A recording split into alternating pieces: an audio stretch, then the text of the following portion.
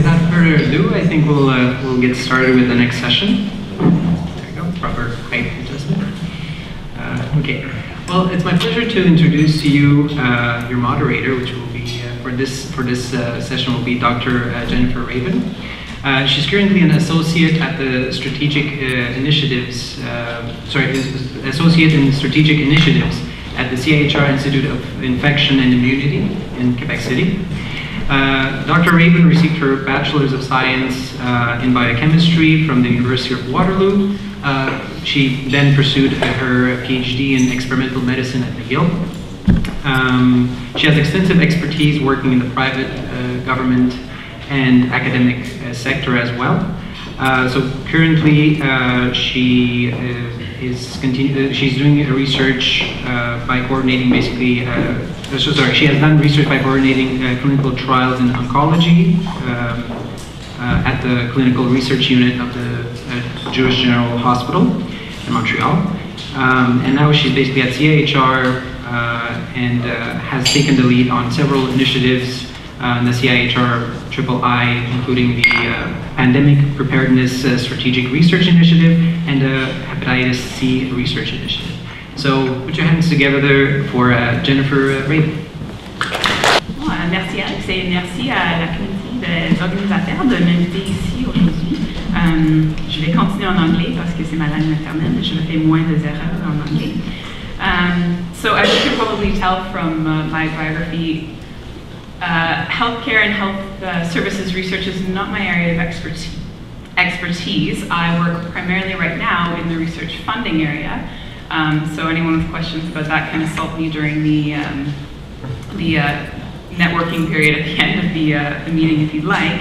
But I'm really pleased and very privileged to be able to moderate this panel this afternoon because we have three really excellent speakers who will be talking about the healthcare reform in Canada and their perspectives on how that should proceed. I hope that I will be able to do their presentations justice this afternoon. So first I'm very pleased to introduce Dr. Lee Soderstrom, who for 40 years was an economist here at McGill University, working particularly in healthcare economics, health economics and healthcare policy. He spent 25 years writing about the privatization of healthcare and the effect of privatization on healthcare costs, as well as spent many years researching the effects of the aging population in Quebec on the healthcare system. As well, his areas of interest have included the effects of new healthcare technologies on health economics, and he served as a policy advisor on the Agence d'évaluation des technologies et des modes d'intervention en santé du Québec. Please welcome Dr. Soderstrom. Thank you.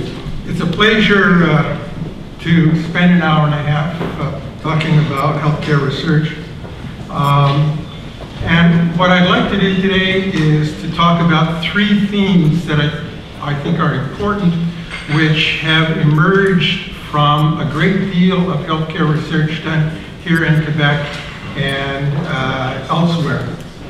And there's two reasons for focusing on these themes. One is, given the nature of this organization, it would seem quite appropriate to spend a bit of time asking what can health policymakers learn from research?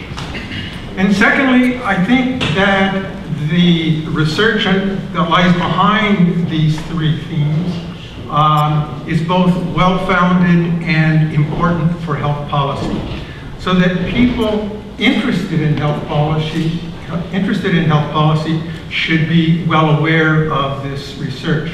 Unfortunately, if we look at the history of the health policy debates here in Quebec over the last 15 or 20 years, I think the issues that emerge from these themes have been largely ignored. Okay. Now, the first theme that I want to present relates to the effect of population aging on healthcare costs. And I'm going to focus on the Quebec experience because that's what I know best. The situation in other provinces is really quite different from has been happening here in Quebec.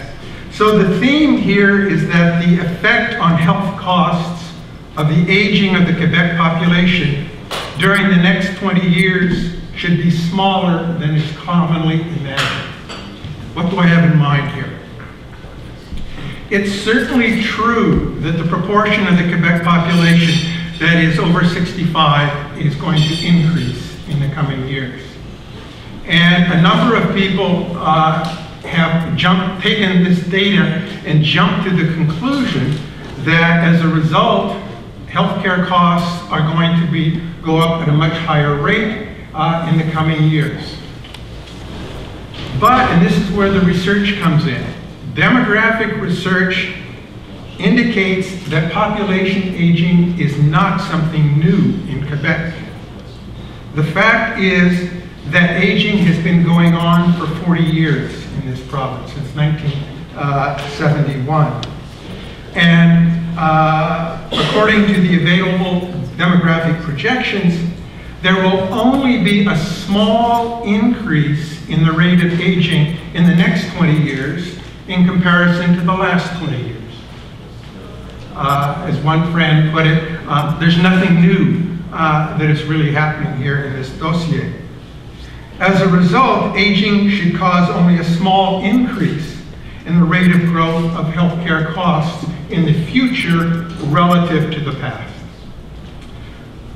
Let me take you through some data to make clear the idea here. Okay, so what I want to, whoops, this thing's going to bite me before I'm done.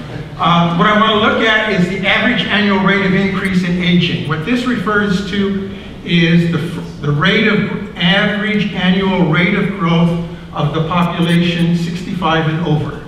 The proportion of the population 65 and over. And given the standard projections prepared by Statistics Canada, between 2010 and 2030, the average annual rate of increase in this proportion is something like 2.3%.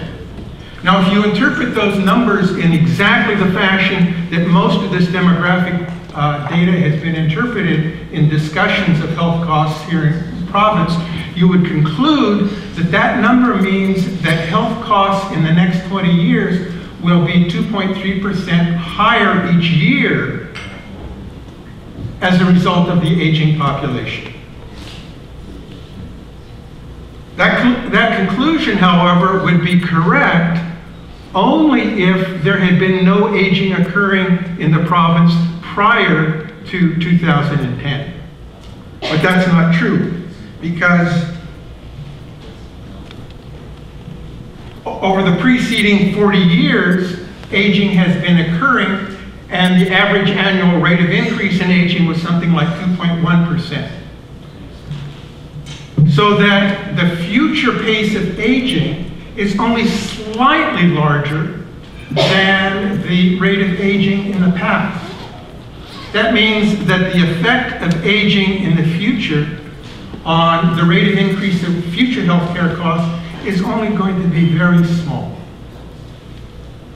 This is not the usual picture that is presented when when people talk about aging, because they forget to note that the population in Quebec has been aging now for 40 years. The second theme that I want to present relates to the effect of technological change on health costs. The major source of health cost increases is technological change, not the aging population. And a significant proportion of the spending on new technology is unjustified. What do I mean by technological change?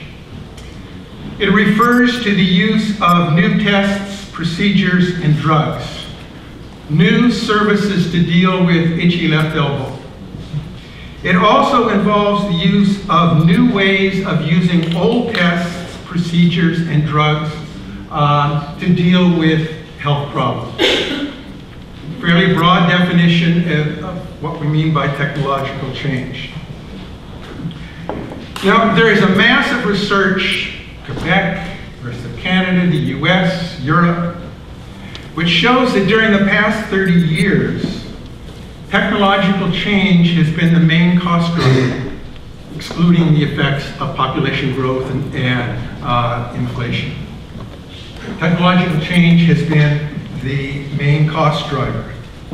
And if current policies continue, there's no reason to expect the situation to be any different in the next 20 years. Now, what's the problem?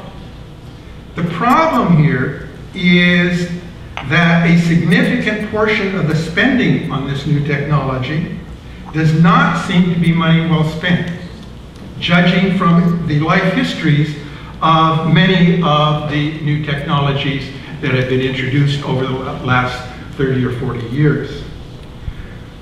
Let's look at this life history idea. What one finds is that when new technologies are initially introduced, they typically have not been well evaluated to assess adequately their health and cost effects.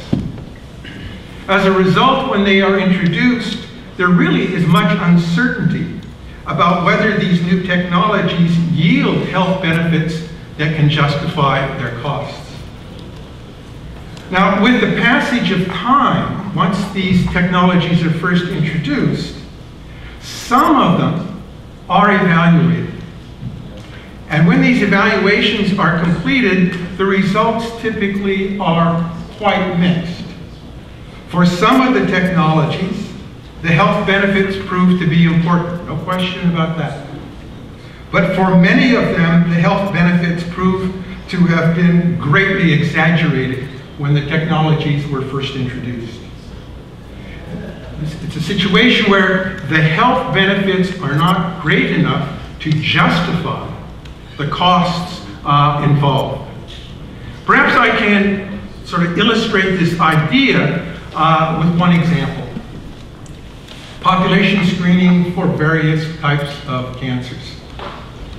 There's mounting recognition that population screening for prostate cancer for men over 50, for ovarian cancer screening for women, for breast cancer screening for women under 50, do not yield benefits sufficient to justify their costs. That is to say that there may be a small reduction in mortality, but there are big increases in negative side effects, and there are major increases in costs. And this is the basic problem with the new technology. So if one is serious about slowing the rate of increase in health spending in the years to come, this theme implies that one has to do much more to reduce the use of costly new technologies that limit health benefits, that yield limited health benefits. Okay. The third theme stems from the substantial research on the effects of privatization. There's little research showing that health system performance is improved by replacing health provision and financing of health services with private provision and financing. According to most of the research, private provision and financing generally do not improve economic efficiency or the quality of care. There's one caveat if we look at this literature, and that relates to nursing homes. The evidence on nursing homes seems to be quite mixed for reasons that I don't understand. It is very striking, I think, that when people who propose various privatization schemes, they make no reference to this research literature. Okay, one concluding comment, and maybe I'll skip the electronics here, 2 minutes. To show the importance of these three themes, let me conclude with some comments on the frequent claim that Quebec can no longer afford so much publicly financed health care, that expanded private provision and financing is necessary. Certainly it's true in the past 10 years that public health spending as a fraction of Quebec GDP has increased. But the future cost increases should not be as great as is predicted by the proponents of privatization. because these people typically ignore the three themes that I have just presented. As a result, they exaggerate the cost effects of aging, and they ignore the possibility of slowing health cost increases by better management of new health technology. Moreover, expanding private health care would create problems relating to access and economic efficiency. However, in conclusion, reducing the final burdens on our health programs without undermining access to important health services and the quality of care will be challenging. The organizational changes required to our health system are substantial. Better managing new technology poses a variety of difficulties. And perhaps most importantly, the continuing poor performance of the Canadian and Quebec economies makes it difficult for Quebec to finance the increasing cost of healthcare. Slow economic growth means slow growth in government revenues. The key question in my mind today is whether the federal and provincial governments are capable of meeting this challenge. Given their handling of the health dossier in recent years, I am increasingly doubtful. Merci. Thank you very much, Mr. So next we have Louis Theriault, who is the Director of Health Economics at the Conference Board of Canada, which he joined in 1997. Since joining the Conference Board, he has been responsible for several new initiatives, including the Metropolitan Outlook Service, which is a quarterly economic forecast for Canadian urban centres, as well as the Canadian Industrial Outlook Service, which similarly does economic and financial trends for large industries. He was also director of the International Trade and Investment Centre, which offers Canadian business leaders and policymakers analysis of the implications for their restructuring of global production. He has been a part of the Canadian Alliance for Sustainable Healthcare, which is, I think, quite relevant to the discussion today, examining the sustainability, or the fiscal sustainability or unsustainability potentially of the Canadian public healthcare system. And his area of expertise is in health economics modeling and forecasting, so I'm sure that he's going to have a lot of interesting insights for us today. So you might wonder, like I'm a macroeconomist, so you might wonder why health economist. Well, we started that new initiative about a year ago, the Canadian Alliance for Sustainable Healthcare, and we apply, I must say, a macro perspective to the challenge of healthcare reform. So I'll talk in French for the rest of the presentation, but for the Q&As, welcome French and English. Donc, je ne sais pas si vous voulez, s'il y a des personnes qui ont besoin du casque d'écoute, je peux vous laisser le temps de le mettre. La majorité comprend le français. Donc, le thème de la session aujourd'hui, 2014 Healthcare Reform, Solutions for a Changing Society. Je pense que c'est très pertinent. 2014 et l'entente qui doit être renouvelée en 2014 est l'occasion de faire une réflexion de fond sur ce qui est nécessaire pour assurer la pérennité, la soutenabilité de notre système de santé à long terme. Je dirais que 2014, ce n'est qu'un milestone, entre guillemets, dans un processus beaucoup plus fondamental et de long terme. On a entendu un collègue qui est un vrai health economist de 40 ans nous parler d'enjeux plus pointus du domaine. Ces enjeux-là, on en discute depuis longtemps. En fait, je vous encouragerais, d'ailleurs tout ce que je vais dire aujourd'hui, je fais référence à quelques rapports qui sont disponibles en ligne sur notre site web, dont celui-là. On a fait un rapport qui fait un sommaire des grandes initiatives canadiennes de revue des enjeux du système de santé qui ont été publiés au cours des 15 dernières années. Donc, Mazankowski en est un, j'en souviendrai. Il y a eu des tables rondes organisées par le CME récemment, Donc, ces thèmes-là, pendant ces 15 dernières années, ces 18 rapports-là, ce qu'on a trouvé, c'est qu'il y a un grand niveau de consensus sur ce qui est nécessaire pour assurer la soutenabilité du système de santé à long terme. La moitié des recommandations se retrouvent dans System Management Approach and Processes, ce que j'appellerais le supply side ou le côté offre de service. Il y a beaucoup d'informations là-dessus. Ce qu'on entendait plus tôt en termes de technologie se retrouve entre autres là-dedans, comment gérer cet aspect-là. Se retrouve aussi dans le Innovation and Innovative Technologies. Donc, il y a des enjeux soulevés dans ces rapports-là, sur ces thèmes-là. Et on retrouve près de la moitié sur des questions de financement et des questions de comment organiser le système pour être plus efficace. J'attirerai votre attention sur le fait qu'il y a 432 recommandations dans ces 18 rapports-là que l'on a catégorisés pour arriver à cette organisation-là d'information. Donc, c'est intéressant parce que ça permet de voir que le débat n'est pas nouveau. Le débat pour 2014, en fait partie d'un parcours sur les enjeux auxquels on fait face qui date probablement de la naissance du système, qui date de la fin des années 50, qui a été établi en termes de politique nationale dans les années 60, mais dès le départ, il y a toujours eu des enjeux de financement et de façon de mieux faire ce que l'on fait avec nos ressources.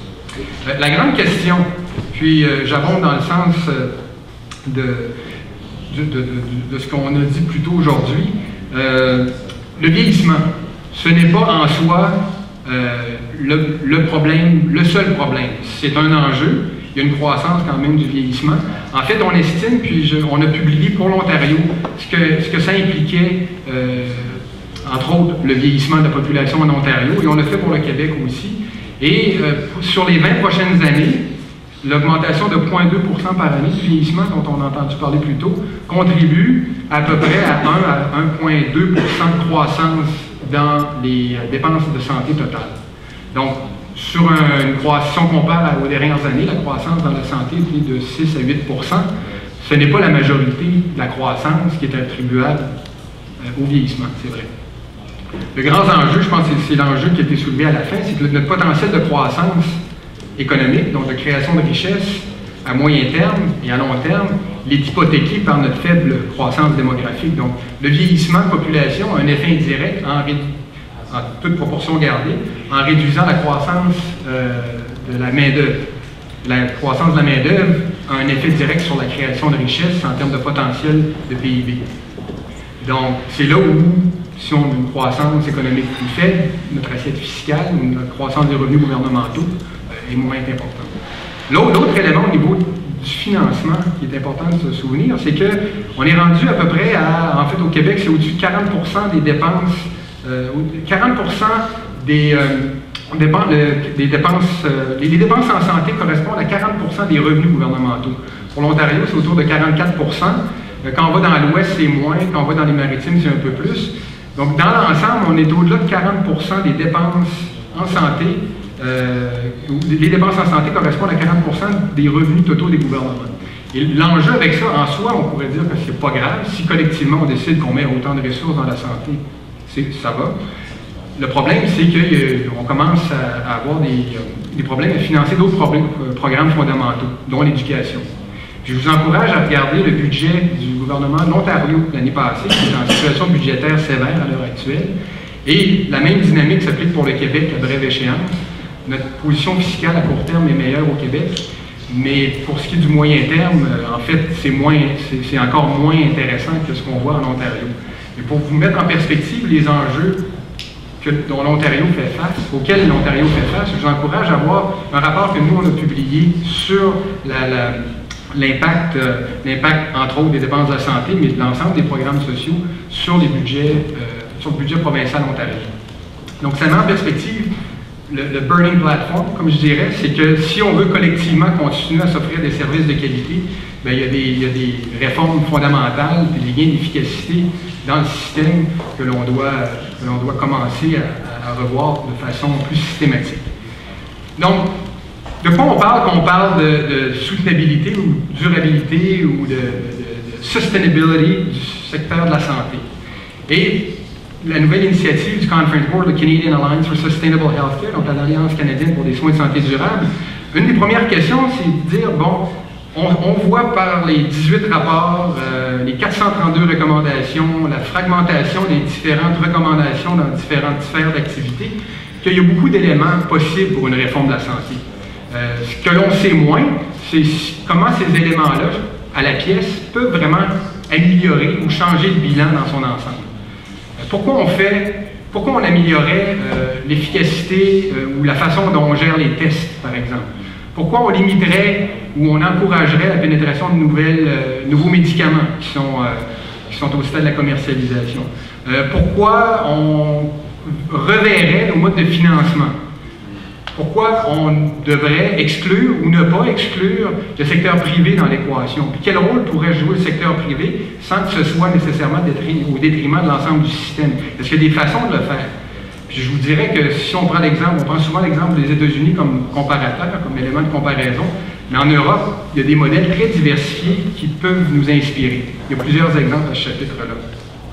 Donc, la question qui est à se poser, c'est qu'est-ce qu'on veut collectivement comme système, puis on a sous forme visuelle, c'est un rapport qui va sortir bientôt au sein de l'Alliance canadienne, que vous allez trouver sur notre site web dans les prochaines semaines. Bien, on a développé le concept sous base de temple, où on a les piliers. Donc, dans les piliers, on retrouve les éléments de fond de la loi sur la santé canadienne.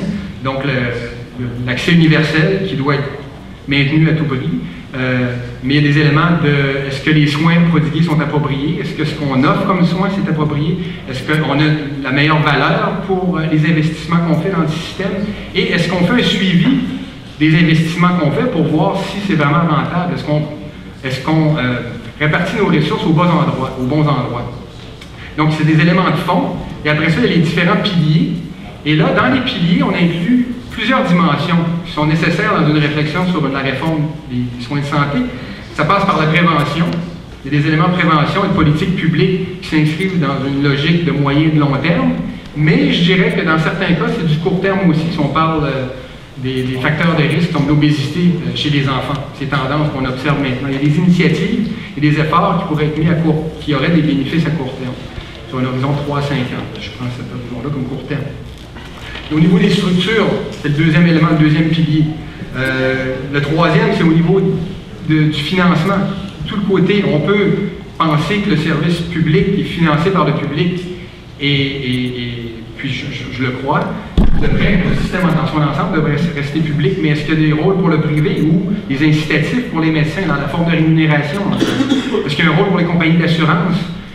Est-ce que les compagnies d'assurance pourraient jouer un rôle plus stratégique dans l'ensemble? Parce que même au Canada, on se retrouve dans des régions, particulièrement dans les maritimes, où l'accès à certains médicaments est limité pour certains individus pour des questions financières. Est-ce que notre mode de remboursement des médicaments est adéquat? Donc, c'est des questions qu'on peut se poser sans remettre en question l'ensemble du système public.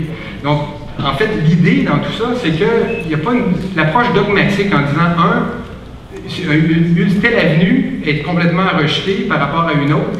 Je ne pense pas que dans l'ensemble, ce soit constructif. Donc, puis les autres éléments du temple sont, côté technologie, comment la technologie peut être mise à bon escient de façon la plus efficace possible. Côté des ressources humaines, je parlais des problèmes de main-d'œuvre dans l'ensemble de l'économie, mais on retrouve le même phénomène en formation dans le domaine de la santé. Donc, tous ces éléments-là, et le dernier, c'est au niveau des politiques gouvernementales, font partie des éléments à considérer pour s'assurer que dans les prochaines années, on a un système de soins de santé durable. Donc, en deux mots, c'est quoi la solution? Il n'y a pas de silver bullet, il n'y a pas une façon universelle, il n'y a pas un enjeu qui mérite toute notre attention. C'est la position qu'on prend au Conference Board. C'est d'abord d'avoir une vue d'ensemble, une vue systémique des enjeux et de voir les solutions proposées, que ce soit au niveau de l'offre de service, du design du service, ou des options de financement, ou des politiques de prévention, ou le rôle des employeurs aussi, qui est souvent complètement absent du débat. D'ailleurs, parmi les 432 recommandations des 18 rapports en question, il n'y a rien qui est mentionné sur le rôle des employeurs, et de plus en plus, les employeurs sont concernés parce que leur main-d'œuvre, c'est leur ressource la plus importante, et dans un contexte de vieillissement, et où les maladies chroniques frappent plus fort dans une population qui vieillit. C'est un enjeu de productivité important pour eux, donc il y a un rôle pour les employeurs. Et c'est le message de fond, c'est qu'on doit amener les différents intervenants autour de la table et ne pas laisser les dogmes motiver les idées de réforme. Donc ça prend une discussion franche et ouverte sur les enjeux.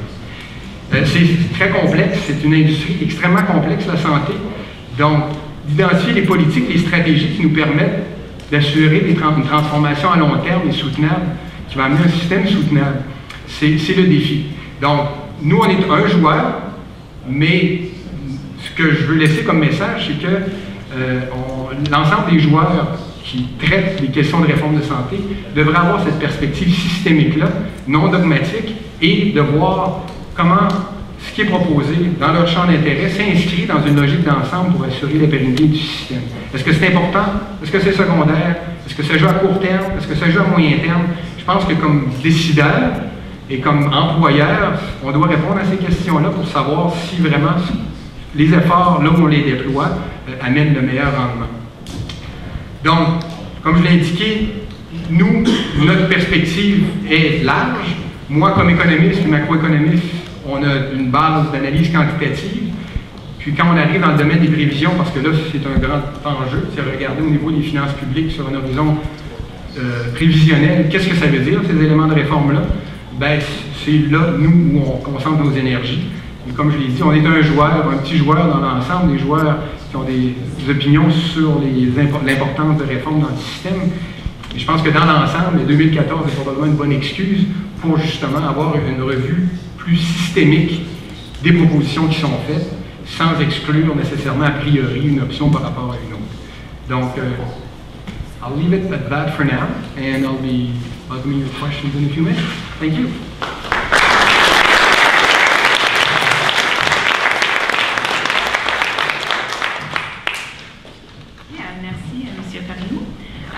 The last presentation that we're going to have is from Dr. Astrid Roussel, who is an associate professor at the Community Health Department at the Université de Sherbrooke.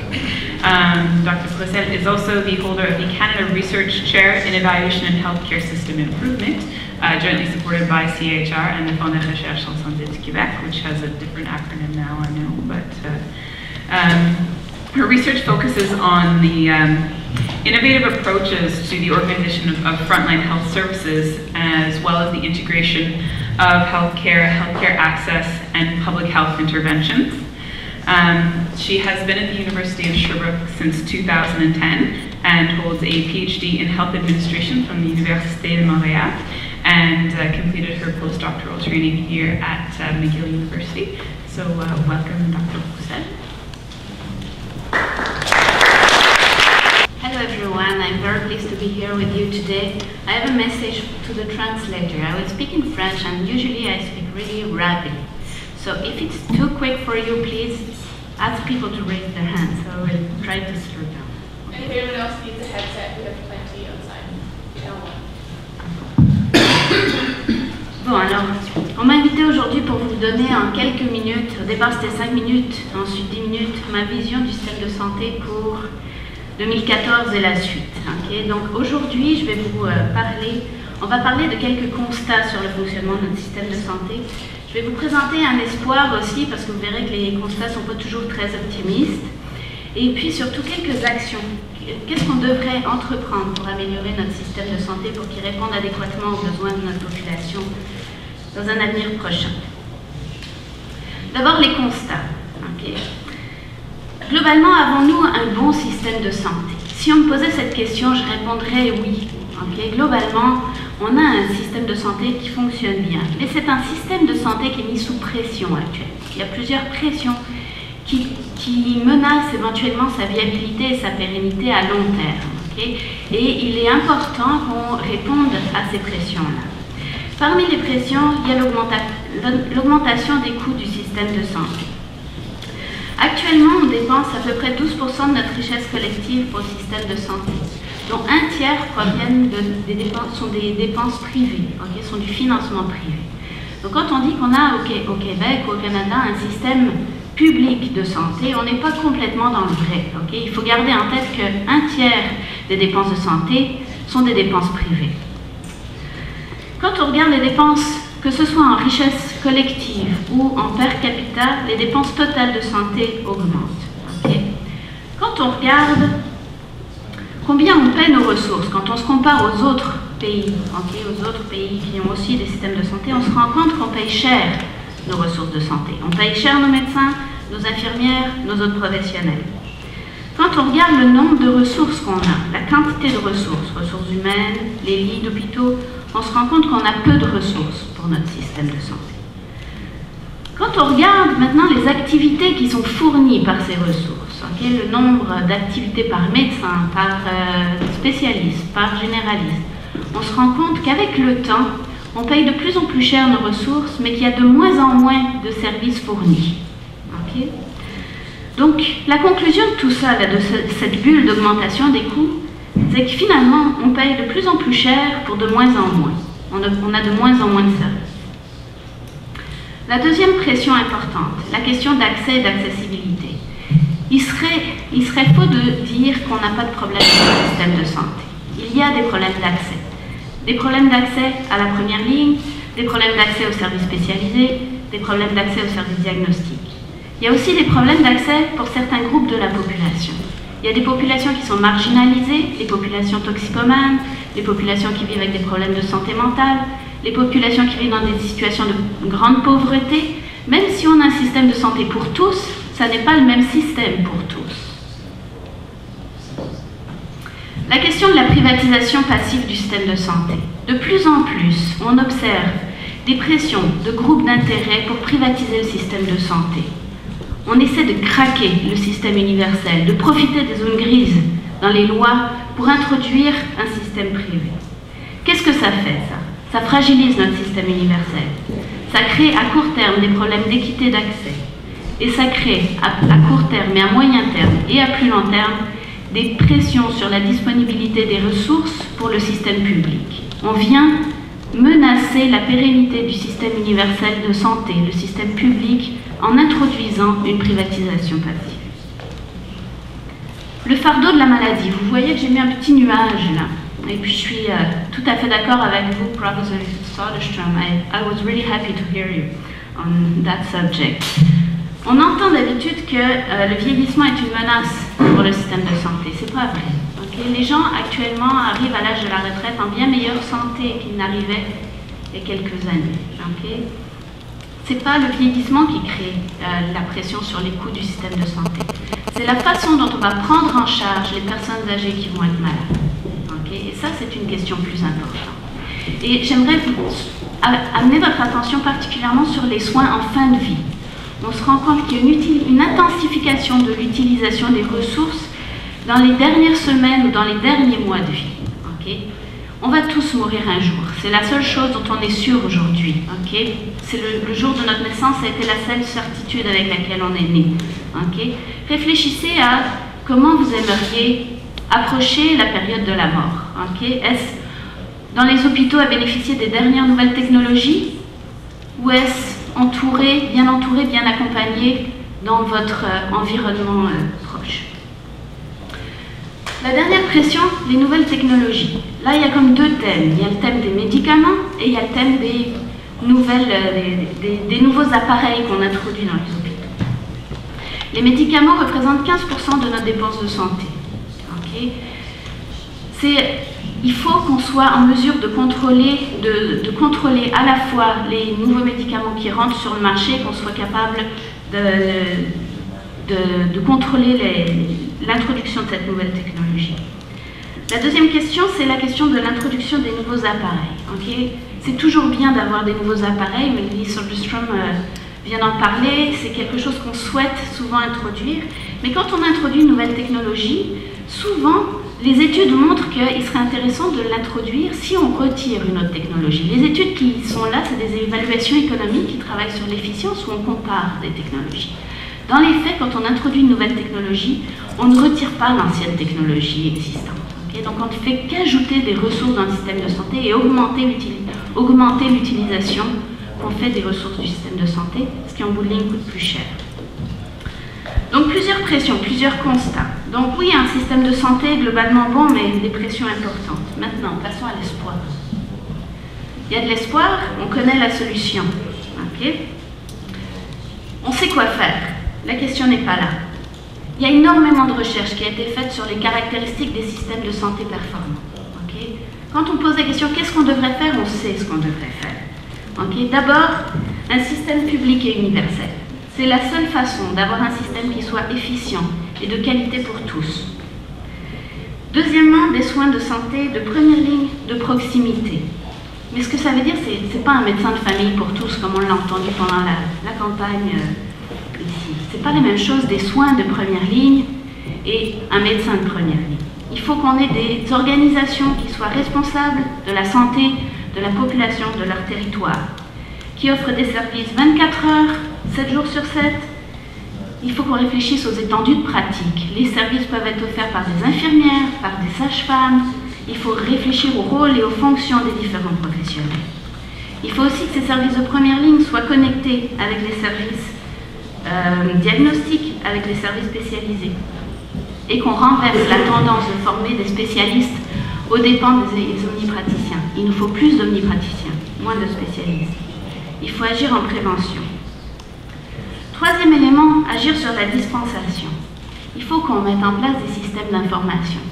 Il est inconcevable aujourd'hui que les médecins ne soient pas capables de comparer leurs propres pratiques à celles de leurs collègues. Comment aujourd'hui peut-on tolérer que des laboratoires pharmaceutiques qui ont des intérêts privés, commerciaux, soient plus au courant des pratiques de prescription de nos médecins que notre gouvernement? On est là dans des absurdités auxquelles il faut qu'on réponde à court terme. Oui, donc, un système d'information. Il faut aussi revoir les modes de financement et de paiement des ressources humaines et des établissements. Quatrième point, des soins pertinents. Il y a énormément de soins dans notre système de santé qui sont donnés alors qu'ils sont non pertinents, non nécessaires. Ça touche la question de la qualité des soins, des coûts du système de santé et de l'efficience. Okay. Il faut faire de ce dossier un dossier prioritaire à l'avenir. Ces éléments-là sont des caractéristiques bien connues, des caractéristiques des systèmes performants. Si on veut améliorer notre système de santé, c'est dans cette direction qu'il faut s'en aller. Maintenant, des actions pour l'avenir. Ce que je vous propose ici, c'est une solution, mais une solution qui est systémique et qui est collective. Okay? Systémique parce qu'on ne peut pas prendre un élément de ce que je vous ai présenté et améliorer ainsi notre système de santé. Pour améliorer le système de santé, on va être obligé de réfléchir à chacun des éléments, implanter chacun de ces éléments, à penser la cohérence du système, à penser l'impact des transformations de certains éléments vers d'autres éléments. Okay? On ne peut pas, dans la liste d'espoir que je vous ai présentée là, choisir, dire « Ah, je vais choisir d'implanter, aujourd'hui je vais travailler sur la réorganisation de la dispensation des soins ». Non, c'est pas comme ça qu'on ira vers un système de santé performant. Okay? Il faut être capable d'implanter l'ensemble de ces points-là. Donc une solution systémique et une solution collective. Okay? Il ne sera pas possible d'implanter une solution de cette nature-là sans la collaboration de tous, du public, des médecins, des associations médicales, omni, spécialistes, des infirmières, des autres professionnels, des établissements. Ça va prendre la collaboration de tous. Okay? Fait que la vraie question pour 2014, mais je dirais même pour plus tard, là, les vrais enjeux, le vrai défi qu'on devra affronter pour améliorer notre système de santé, pour qu'il réponde aux besoins de tous ces prochaines années, ça n'est pas de savoir quoi faire, mais savoir comment le faire. Je vous remercie.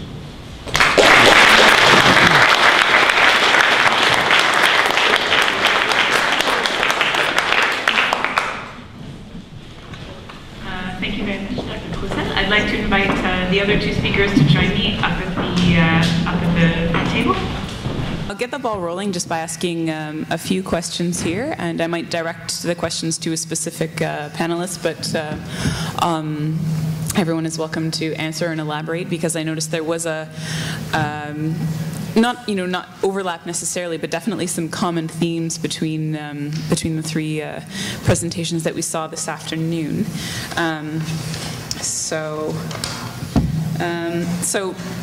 Dr. Soderstrom, you were talking about sort of how the high costs of innovation and new technologies, and that it may not be the best use of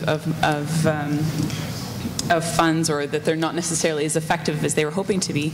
But sort of touching on what was talked about this morning in terms of innovation, how do you balance cost effectiveness of new technologies without sort of stifling innovation or wanting to sort of discourage it in this field?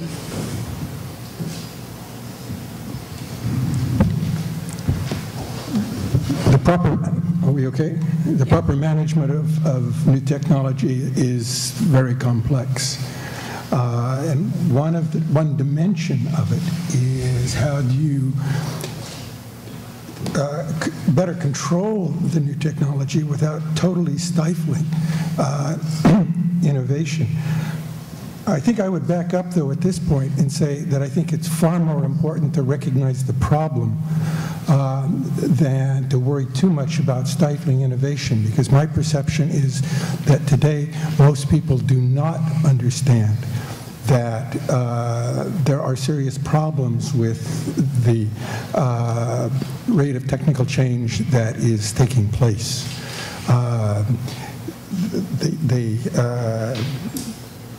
And so that I'm probably more concerned now about that than I am trying to worry about how you strike an appropriate balance. I don't think that balance is there at all today. Did Dr. Purcell, Monsieur Tariou, did you have anything to add? Sur l'introduction des nouvelles technologies, au UK, ils ont essayé d'introduire avec NICE tout le discours de l'efficience, d'essayer d'avoir des interventions qui étaient à la fois plus efficaces et moins coûteuses pour le système de santé. Quand on regarde le fonctionnement de NICE, ils ont fait énormément d'études sur l'efficience. Ça pose toujours le problème ensuite de l'implantation des interventions. Est-ce qu'on souhaite introduire que des interventions qui sont efficientes? Certainement pas. Il faut qu'on laisse aussi la marge aux professionnels pour pouvoir décider si de temps en temps il est pertinent d'essayer un médicament, d'essayer une nouvelle technologie. Donc il faut se garder cette marge-là. Ça pose aussi toute la question de l'implantation des interventions efficientes dans les hôpitaux, dans les organisations de santé. Comme je vous l'ai dit, l'efficience, les études sont faites en comparant les technologies. On compare des médicaments, on compare des technologies diagnostiques. Et on dit cette intervention-là est plus efficiente que l'autre. Elle permet plus d'effets au moindre coût. Mais ensuite, quand on les introduit, qu'est-ce qui se passe? On l'a vu avec le MRI, avec la résonance magnétique en français. On a introduit la résonance magnétique. Maintenant, quand les gens ont des problèmes articulaires au genou, avant on demandait une radiographie noir et blanc standard. Maintenant, on demande le MRI et la radiographie noir et blanc. Ça coûte beaucoup plus cher. En utilisant les nouvelles technologies, en introduisant les nouvelles technologies sans contrôler leur utilisation dans les hôpitaux, on vient maximiser l'utilisation. On vient aussi on crée un nouveau besoin où on inscrit des gens sur des listes d'attente pour des soins non nécessaires. Il faut réfléchir non seulement à l'efficience de nos interventions, mais surtout à comment on introduit ces interventions dans nos établissements. Monsieur Tariou? Yeah, I think I agree totally. It's on the usage more than on the supply side. So creating new technology, there will always be incentives to do that, I think, unless you regulate directly about it. But the overuse of it and an uncontrolled usage of it, and the sense, and I think it's collectively about the system, a sense that it's free. And the lack of discipline on that front is definitely an issue. So how do you introduce market discipline in a market? Health is a market where there's no real market coordination tools. So I think this is what the challenge is. And as long as there will be that sense of that this is free, then we'll face the same problem. Can I just add two things? First of all, it isn't simply a matter of what's cost effective. One of the things that I have found most striking, having been involved in the evaluation of procedure screening for cancers, is that the problem here is not simply that it's costly, but it's also that there are serious negative health side effects That's true with all of the cancers that I mentioned. The prostate cancer screening, ovarian cancer screening, breast cancer screening. And so when one is concerned about the appropriateness of some of these technologies, it's not simply that you've sold out to the economists. It also reflects a concern about healthcare. The second thing it's thinking about more the central question asked is how do we balance the two? And my comment at the end was we don't have a good balance now. The incentives as they exist today are introduce whatever you can finance. And if you can find somebody who'll pay the bill, introduce it. That's a very different environment from saying, well, we'll think about introducing a technology if we've got some good reason to think that it will yield important health benefits that aren't plagued by serious negative side effects and that seem to justify the costs that they have. That's a very different world. And that's the world I'd like to see introduced into our system. Great, thank you very much. Mr. Thériault, you talked about the 432 recommendations from the various reports in the last 15 years. Sort of when you were creating the Canadian Alliance for Sustainable Healthcare, sort of, were those sort of the recommendations that you used to sort of develop those 6 priorities? And if so, how on earth did you sort of prioritize them? How did you, I mean, I assume that there was some overlap amongst them, and you mentioned that there was a fair amount of agreement. But in terms of how you're choosing, if you're only choosing sort of 6 main pillars within that initiative, how on earth do you go about prioritizing that? Is it the amount of agreement between the reports? Is it, you know, the ease of implementation versus the perceived benefit from such an intervention? How do you go about framing something like that? Well, first of all, those 432, we did it after the fact, saying, well, how do we know there's an issue. Yeah. So how do we define it and how do we establish priorities, research priorities? And so the way we use it in the report, it's described, there's a methodological aspect to this. We use a software to automate some of the classification, and that's what came out. So that's for the classifications themselves. But what do you do about it after is totally different. So how we approach it now is that what we found is that there's one big missing piece, is the role of business in the whole debate. So we decided to say, okay, let's make that a focus. The other one is the population health, more generally speaking. So all the prevention aspect. On its own, again, both are not solving any financial pressures that governments are facing for next fiscal year, but those are fundamental things we feel that needs to be considered. The third pillar is the system itself, so the supply side, so the system design.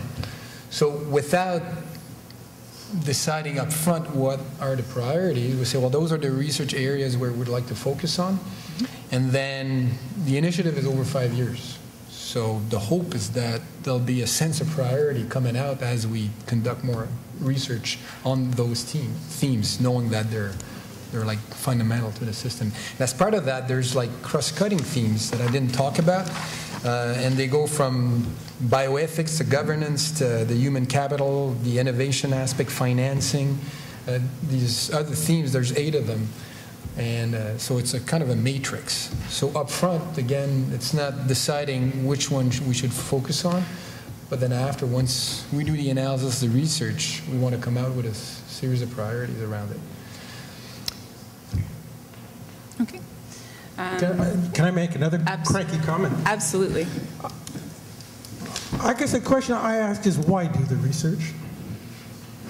Look at what we know a lot today about aging. We know a lot today about the role of new technology. We know a lot today about privatization, and it's all ignored. What's the return on doing this research? I mean, I am inherently a researcher. I've made a life doing it. But I think it's important to notice that despite all a major thrust of research by people interested in health services, not only in Quebec, but elsewhere in Canada and the United States, how much of that is ignored. And for people who are starting out young careers as researchers, that ought to be very disturbing to think that what you may be cranking out will lead to publications, but that's all. Yeah, there's many researchers in universities, but not too many finders. So we need to find something that's as part of that research process, that's for sure. And the so what? So where does that lead us? So and if you look at the conference board, we're all about the so what. What does it mean in terms of the policy implications? What does it mean for the various stakeholders in the system? So that's the bottom line. And putting these issues in perspective, like aging being one, some of them say it's a myth, that it's not a problem. Well, it's contributing to a certain extent. Like when you pass 60, the number of chronic diseases you face are higher. So that's like, the facts are there. So you need to do something about that. So there's like, and in terms of system design, we're talking about overuse of technology, like having different assessment techniques for drugs, new drugs and new technology. So will that make a real difference? And what are the perverse impact of intervening in some of these areas? The financing side of things, like people, like I don't care if it's the private or public sector that supplies me service. What I want to know as a user, as a patient, is that it's the public system. So I don't have to pay for it. Who gives me service after? I don't care really. So is there a role to bring some discipline in the way we offer services? So these things, when I talk about research, is looking at what the impacts of these ideas can have on the system-wide. So what's the systemic implications of thinking about these questions? So the research is not for the sake of research, it's to put the potential solutions in perspective and to start putting some priorities around them. And then there's the political support you need to build to do that. And it's a hot potato, like it's supercharged. As a politician, it's a no-win. So how do you make it a win so politicians feel compelled and comfortable acting on these suggestions and the recommendations? And as Ariette, as you said, excuse-moi, there's models that exist. In fact, Europe is way more advanced and we don't know about what Europe is doing right now. As Canadians and our politicians are not aware of what's being done somewhere else. Like ECOS is conducting a survey for us, for example, and we had a question about what do you know about the health system in other countries? And frankly, people know about the US and they don't want the US system, but frankly, US is one system among many. And there's been a lot of research, a lot of thinking around this outside the US and outside Canada, and there's best practices out there. And frankly, I would say at the end, a sign of success is that our system, instead of being 65, 70% public, could become 80% public, like I think in France is around 80%. So we should make it more public. But that doesn't mean that the private sector has no role to play in delivering the service, as long as the system remains public. So access is public, still universal access. So these are the questions that I think deserve research for what they can mean in terms of implementations after. And building the political support is definitely part of that, and that's a challenge on its own. So like, we're not dealing with that immediately, but it's clearly something we have to keep in mind, given that it's so front and center and so part of our core social fabric, and we need to consider the political dimension of this. So I have a follow-up question, mais j'aimerais que d'autres conseils, tu as des choses à ajouter? Oui, j'aimerais revenir sur la question du financement du système de santé.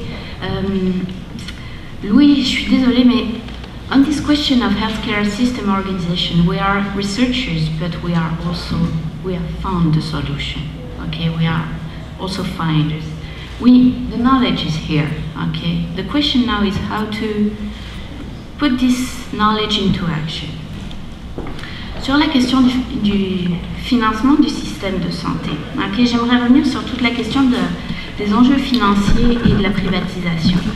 Quand on dépense dans le système de santé, toutes les dépenses du système de santé sont des revenus pour les acteurs du système. Okay? On fonctionne en vase clos. Tout ce que vous dépensez, tout ce que vous mettez dans le système de santé sont des revenus pour d'autres acteurs. Les enjeux financiers sont énormes de revoir la distribution du système actuel. Qui perd, qui gagne si on revoit les différentes allocations. Et c'est là tous les enjeux autour de la privatisation du système de santé. Il y a des enjeux économiques très forts qui gagneraient à revoir cette réallocation actuelle. Et il faut se poser la question de qui gagnerait et qui perdrait. Okay? La privatisation, la privatisation du financement, de toute façon, c'est vous qui paierez les soins de santé. Le financement du système de santé, il viendra de vos poches, que le système soit privé ou que le système soit public. Ce qu'on sait, d'après les écrits scientifiques, c'est qu'un système public et universel permet d'avoir plus de qualité, plus d'équité et plus d'efficience au niveau du système de santé. Il me semble que ce sont des valeurs qui nous rejoignent collectivement. Tout débat sur la privatisation du système de santé, qui est en faveur d'une privatisation du système de santé, relève soit de l'ignorance, soit de la propagande. Une question pour Dr. Pousset. Tu as parlé le problème avec l'accès au service. À ton avis, c'est quoi le défi le plus grand dans cette milieu? Est-ce que c'est l'accès aux médecines familiales, l'accès aux services de santé pour les populations marginalisées? C'est la période entre le referral and seeing a specialist ou des autres choses? Moi, je dirais, c'est l'ensemble de tout ça.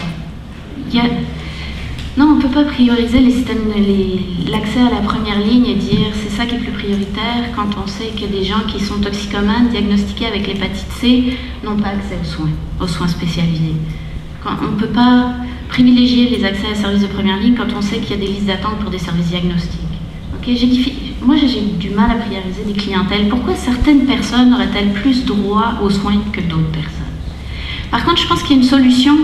En revoyant l'organisation de notre système de santé, on serait plus en mesure de répondre aux besoins de tous. Il faut qu'on repense le fonctionnement de notre système de santé et ça va donner de la marge de manœuvre pour mieux desservir les besoins de tous. Et c'est vers ça qu'il faut s'en aller.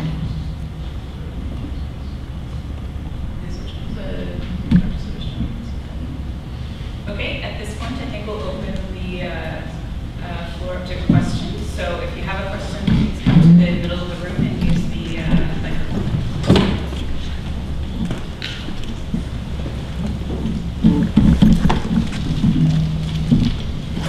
Hi, Guillaume Howard, economics students at McGill here. I was quite impressed by one thing in this panel. There is what seems to me to be a very widespread belief and acceptance in the general public of the fact that the aging of the population will force us to review entirely the way we do healthcare and that this is the main issue we face. Now, we had consensus today with our panel of experts coming from all different sectors, so saying that this is not the case, this is not the part of the problem. So that leaves me wondering, how did this belief came to be so strongly implemented in public beliefs? I mean, it's at least my perception that it has been. Is this the effect of private interest trying to convince people that we need to introduce privatization because of population aging, or is this some other kind of? I just wonder, what do you think has been going on here? Well, it's not insignificant. We're talking about 1% per year compounded over the next 20 years, so it's not insignificant. I think the real significance is coming from the fact that it's uncompressible. You can't do anything about that. You can't do a lot of things about many of the things, drug usage, the way we pay our doctors, the way we design the system, but you can't do anything about that. So it's there, it's going to come down, so it's not insignificant, but it's not the only factor. That's my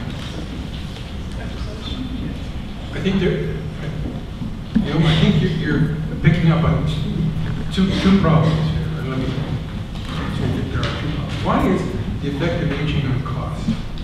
And there does have this, to my great satisfaction, seems to be some agreement on that point, that the cost effects are small. The 1% number doesn't mean much in Quebec because the situation in Quebec is very different from the rest of Canada. And I think the Québécois must be very cautious in not being sucked into a debate that's going to go on elsewhere in Canada, where the rate of increase in aging has accelerated and is accelerating now, not so in Quebec. The second issue, though, that I did not touch on is how do you manage an aging population in terms of their healthcare needs? And certainly there is need for system reform to better deal with the kinds of health problems that senior citizens, myself included, have. There seems to be a bit more debate going on there. I didn't talk about that issue at all. Is part of just a quick personal question for no person, but would part of it also be due to if there's the population is aging, there are more people retiring, there are fewer people maybe in the workforce who are then sort of contributing income taxes and those kinds of things into the system that's going to pay for That's the what we call healthcare of the potential population. output. There's all the detailed calculations, we did them for Quebec, and we did it for Ontario. That's what we call the potential output of an economy. So how much GDP can we expect over the next 20 years given our capital stock and our labor, and given that demographic profile of all of Canada is slow growing, then that limits our labor force growth, which limits our GDP growth, which limits our taxation revenue, our assiette fiscale, our capacity to generate revenues. That's the aging is hitting with that front quite dramatically. Like just to give you an illustration, we had potential GDP coming out of previous recessions around 3.5% a year, with 2.8 for Quebec. Now for Quebec, we're down to 1.5% for the next 20 years. And the PQ in the last election didn't talk about that. It's all nice and good to talk about new programs, but there's something else to say about how you're going to finance it. So the revenue side of the equation has to be factored in when we talk about age. But one has to be a little careful about what growth rates are going to be. We currently are in an environment where there is not favorable conditions for economic growth, given what's going on in Europe, what's going on in the US, and given the kinds of fiscal and monetary policies that are being pursued in this country today. And I'm talking about long-term potential output, given the demographic trends and labor force growth. So that's, in fact, if there's one thing we were right 20 years ago about the growth today, it was on the potential output in the long term. Short term, we're always somewhat wrong. But if we didn't have the problems I've just listed, the rate of growth today would be much higher than it is now. And that's why I said at the end, one of the big challenges facing our system is the poor, not just the short term, my friend, it's also a long-term problem in terms of the performance of the economy. Est-ce que je peux ajouter? Je pense qu'il faut aussi amener le débat sur la question de la prise en charge. Okay, je vais vous donner une anecdote là, un petit exemple. Une grand-mère chez elle qui est en résidence, elle a un médecin de famille qui la suit régulièrement pour ses différents problèmes de santé, dont l'emphysème. Elle tombe la nuit, pour toutes sortes de raisons, elle s'ouvre le crâne. Okay. Elle est consciente, il n'y a pas de problème, elle ne s'est même pas rendue compte qu'elle était tombée. Okay. La résidence, qu'est-ce qu'elle fait le matin quand elle se rend compte de ça? Elle appelle l'urgence, les ambulanciers arrivent, la personne ne veut pas aller à l'hôpital, elle a un médecin de famille, on essaie de contacter le médecin de famille, il est trop tôt, il n'est pas encore à son bureau. Les ambulanciers regardent, la plaie nécessite des points de suture, elle n'est pas si grave, mais leur responsabilité professionnelle les oblige, une fois qu'ils sont sur place, à amener cette personne-là à l'hôpital. On amène la personne âgée à l'hôpital. Elle arrive à l'hôpital, on pose un diagnostic, on fait un bilan de santé, de son état de santé courant, alors qu'on le connaît, son état de santé. Elle est suivie, cette personne-là. Il n'y a personne pour faire les points de suture, parce qu'il fallait nettoyer la plaie. Entre-temps, on se rend compte qu'elle respire très mal. On l'envoie passer des radios des poumons, on lui met de l'oxygène, on coupe ses médicaments, elle reste 24 heures à l'urgence. Finalement, on ne lui fera jamais ses points de suture, on la ramène chez elle, en résidence. Elle a toujours un bandage sur la tête. Les résultats, en termes de qualité de soins, qu'est-ce que c'est? Elle a eu des soins non nécessaires, les radiographies, tout ce bilan de santé qu'on a fait était déjà présent. Est-ce qu'elle a reçu les soins dont elle avait besoin? Elle n'a pas reçu les points de suture. Donc là, on a un problème de qualité. Et on retrouve une personne âgée qui a été immobilisée 24 heures et qui a perdu de la mobilité. Parce que c'est ça la réalité des personnes âgées. Okay? C'est la faute à qui? La faute de personne. Le médecin, il n'était pas là en dehors de ses heures de bureau, c'est pas de sa faute. Les médecins, des ambulanciers ont la responsabilité d'amener les personnes, de la sécurité des personnes. À l'urgence, une fois qu'on leur amène une personne qui est en difficulté respiratoire, on va s'occuper de ces problèmes-là. Et la résidence, elle a fait tout ce qu'il fallait faire. Maintenant, si on est au gouvernement, si on est quelqu'un d'une agence de santé, on devrait se questionner sur ce cheminement-là. On a ici un cheminement qui a coûté très cher pour le système de santé et qui n'est pas jugé de qualité. Est-ce que c'est ça? Quand on parle de population vieillissante, je pense que les gens qui vieillissent actuellement et qui sont en bonne santé ont peur de ça. Ont peur d'être pris en charge par le système de santé de cette façon-là. Et on peut faire autrement. On peut rendre les gens plus heureux, offrir des soins de plus grande qualité à un coût moins grand. On peut revoir ce processus-là. Mais à qui la responsabilité? Est-ce les médecins, les infirmiers, les ambulanciers, l'agence régionale, le ministère, les nouvelles technologies? C'est notre responsabilité à tous. Et quand on dit que c'est une solution qui est systémique et qui est collective, c'est exactement vers ça qu'il faut s'en aller. Merci.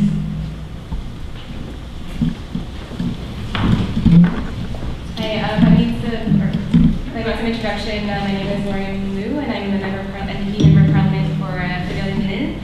Donc, je peux vous dire déjà que vos commentaires ne tombent pas dans l'oreille d'un sourd. On a passé beaucoup de temps pendant notre réunion de caucus stratégique à parler de la santé, et ça sera, comme vous savez, ça sera un gros enjeu dans la rentrée parlementaire. And I think it's a really good indication of a well-chosen panel when there are opinions that clash as well. So that was interesting to see. But a few of you spoke about the renegotiation of the federal provincial health accord. And maybe I'd like to be interested in hearing from Mr. Sostrom, but if other panelists want to answer as well, that'd be interesting. How will the government's position going forward in terms of reducing transfers, increases transfers from 6% to 3%, how will that negatively influence Quebec in particular as opposed to provinces like Ontario or Alberta? We know that's already much more difficult to find a family doctor in Quebec than it is in another province. So is there anything particular in Quebec's case that would stand out?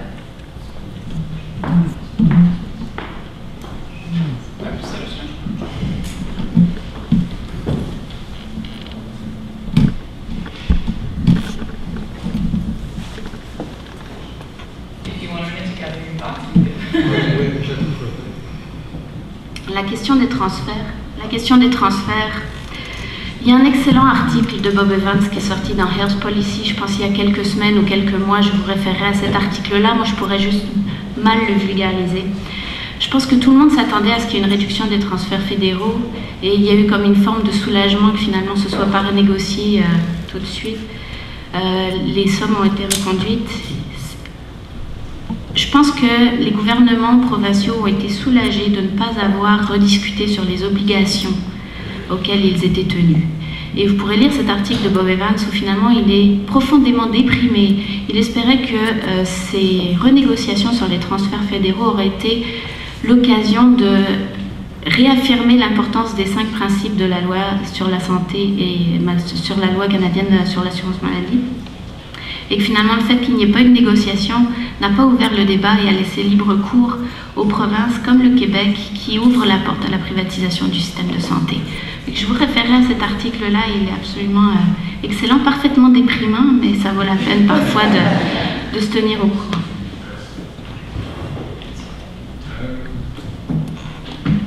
I think I know that with 6% now, federal transfers make up about 25% of the financing of healthcare spending for all provinces, give or take.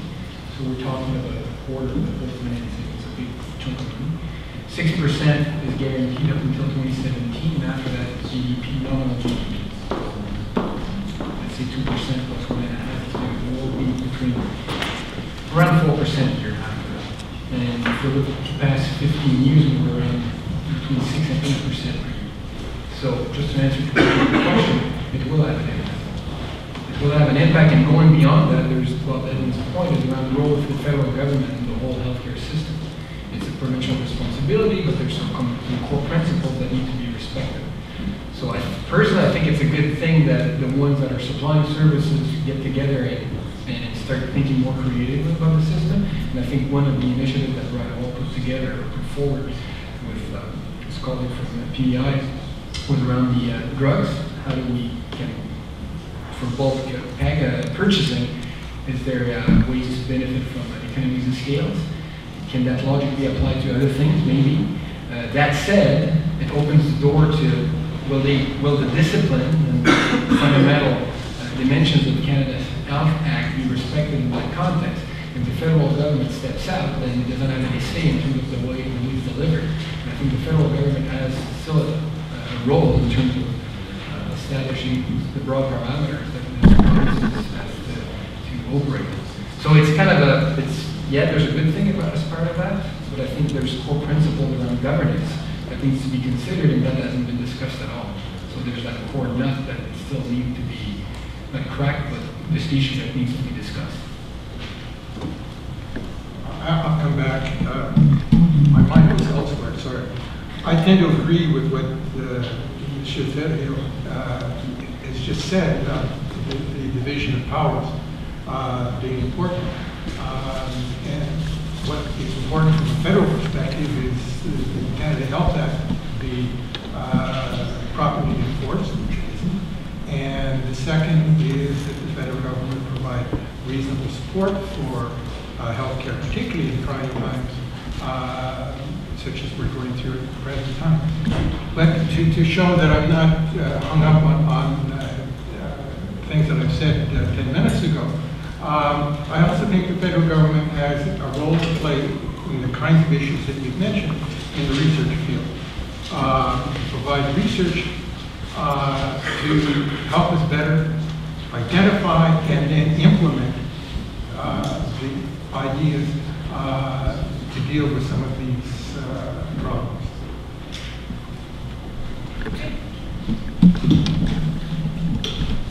So I just had a question, is mainly inspired by what Mr. Thériault was saying about the increase, his proposed increase to in public healthcare from 60 to 80%, so increasing that percentage that's of public health insurance. And I was curious about if there's this drastic of an increase in public health insurance versus private health insurance, where is the oversight or the evaluation of that system? How can that be integrated into it?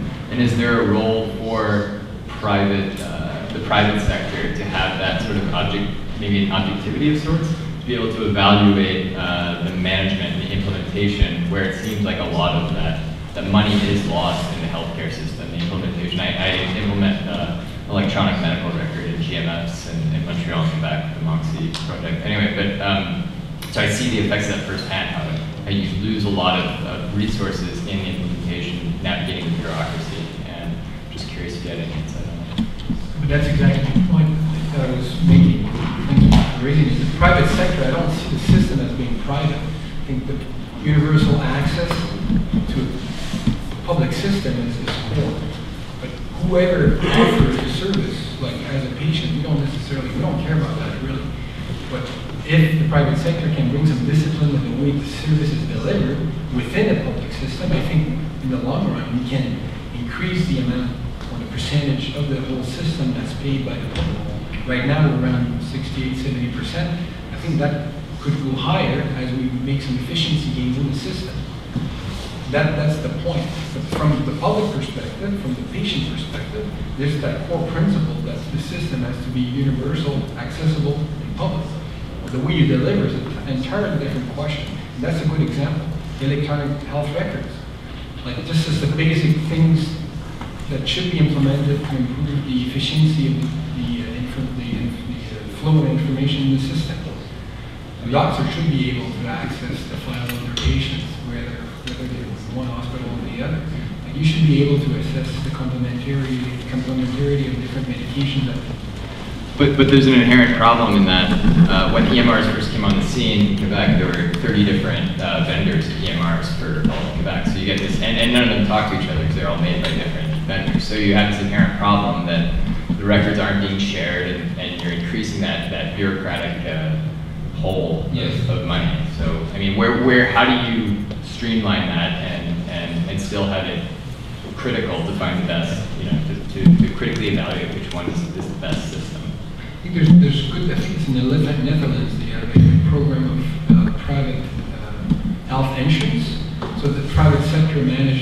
insurance within the public system.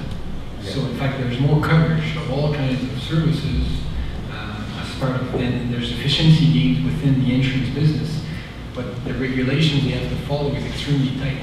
So the public, the government establishes the rules within which the private sector can play. So the efficiency gains from the private sector can be observed. So the same logic could apply to MRI or technology. Like if we, and I think the example that about bulk purchasing for drugs, that's another example of how collectively we can reorganize, realign to have some efficiency gains in the system. But I think the government has a role to establish the rules. They have to be extremely tight, and the enforcement mechanisms have to be put in place simultaneously. So it's not like a free-for-all. We've only got about 5 minutes left. Can I respond on that? Quickly. One of the problems is the government looks to the private sector as a way of avoiding having to regulate. And here in Quebec, we have the expansion of private provision of physician services, where these physicians probably are immediately in charge of their patients. It is very, very difficult to get the government and various public agencies to look into these problems and to enforce the law. Yeah, take capitation and fee-for-service as another mode of payment for doctors. In Ontario, it's going more and more going in that direction. But in Quebec, we're largely fee-for-service still, and it's like it's private sector, probably physicians, their clinics, that's private. But there's no incentives in the way they're paid to improve the way they do whatever they do. So there's issues with that, like if you bring capitation as part of a mode of payment or a mechanism for payment, then you have to structure that. And regulation, in fact, has to increase if you start doing these things, because there's perverse impacts, implications associated with some of these measures. So this is where regulation has to really, enforcement tools after. Regulation on its own is not enough. The point is that has not happened as we have gone down the road towards privatization, yeah, at least here in Quebec. No, I agree, and that's a problem. But that's why it polarizes views so much. The private sector is seen as the evil. But in Europe, which is in general, if you look at all the OECD countries in Europe, the role of the private sector, of the public sector, the proportion of spending by the public sector in the whole spending in health is higher than in Canada, despite the fact that the private sector plays a much higher role. So it's on the delivery side, so it's a different question. And I think we have, because of the way we've implemented or we let the private sector come in right now, it's pervasive and it's not structured in a way that respects that fundamental rule. And that's why we face that tension right now. Okay, we'll move on so that we can fit in these last 2 questions. Hi. I'd like to return to the question of the overuse of technology, if that's okay, briefly. I think that the problem is twofold. Not only are hospitals investing in new technologies, but patients are also starting to really demand technologies. If they don't get an MRI, they think they're not being treated. So I wanted to know what's going on in terms of patient education. Who would like to address that? My guess is very little. I mean, judging from that kind of reaction from comments that I've gotten, I haven't seen any. I'm not aware if there are some studies out there on that. I'm not aware that there's any information about the extent of patient education, but that's a real problem. More care is seen as being better care, and that's not true. So how would you propose to sort of try and shift that mentality then away from the more tests? The more tests you get, the better care you're getting. How do you change those perceptions among patients? Je pense qu'un des rôles clés, c'est le rôle du médecin. Le médecin, c'est un professionnel, c'est justement lui qui a l'expertise pour savoir qu'est-ce qui devrait être mieux pour vous comme intervention. Okay? Et dans la relation médecin-patient, on est dans ce confinement où, en tant que patient, on essaie de faire confiance à notre médecin et on espère que le médecin va prendre les meilleures décisions pour nous. Je pense que oui, il faut informer les patients, mais que cette information, elle passe aussi par le rôle du médecin. Et le rôle du médecin est absolument critique dans la réorganisation du système de santé. En bout de ligne, c'est lui qui prescrit. C'est lui qui prescrit les médicaments, c'est lui qui prescrit les tests diagnostiques. Et c'est pas parce qu'un patient veut un test MRI qu'il va l'avoir. Il faut que le médecin ait signé le papier. Okay?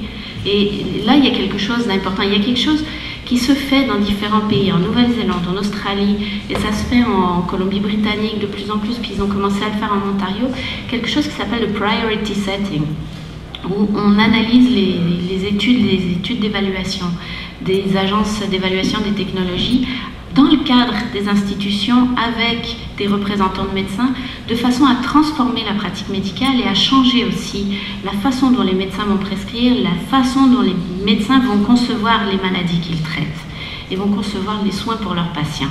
Et il me semble que la clé, oui, elle est d'informer le public, mais elle est aussi dans le rôle que le médecin joue en tant que prescripteur pour les soins et services de santé. Is it a really short follow-up? We've only got 1 minute left and there's a question. Est-ce que je pourrais parler avec toi? Oui, bien sûr. Ok, merci. Sorry, thank you. Last question? Hi, so you guys talked a bit about public-private partnerships, and in terms of delivering care, whether it be a new technology or a medication, who would you hold more responsible for in terms of accountability, in terms of cost effectiveness of the healthcare system?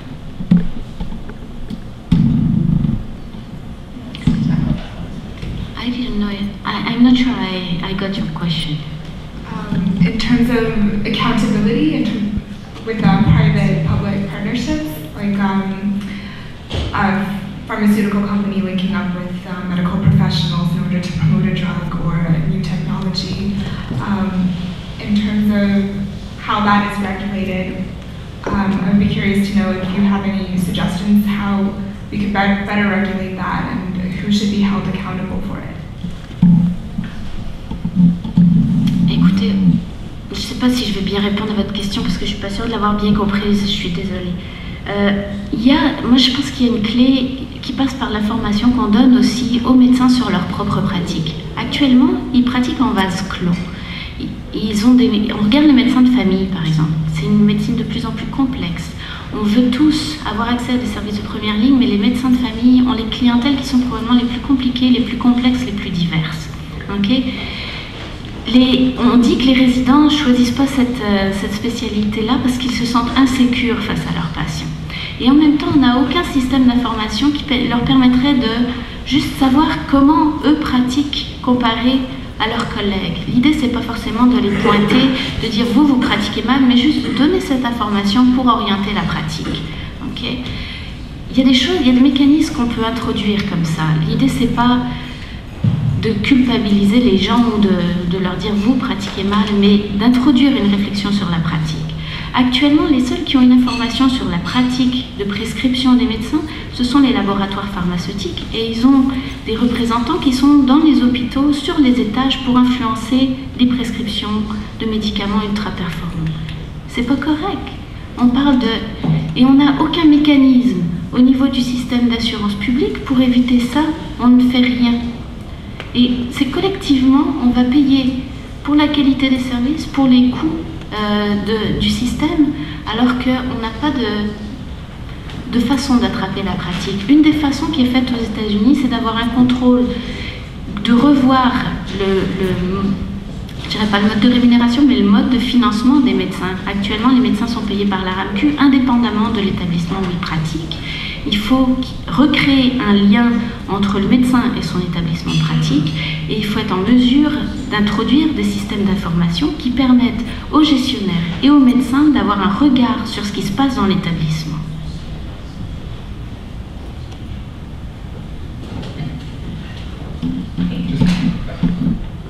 It boils down to it's a shared responsibility. You have the regulatory framework, the rules the private sector has to comply to, and then have to make sure they're held accountable. Back to the enforcement dimension, you track performance over time, and you make sure that the rules are followed. So it's not an order or I think the government's responsibility is to define a framework, and the private sector is to comply. Je veux remercier tous nos experts. C'était pour une discussion excellente et très enrichissante aussi. merci. Je pense que maintenant c'est une pause café. Donc, oui, encore une fois, merci beaucoup à tous nos panélistes et aussi à notre modératrice qui a fait une excellente job, je pense. Donc,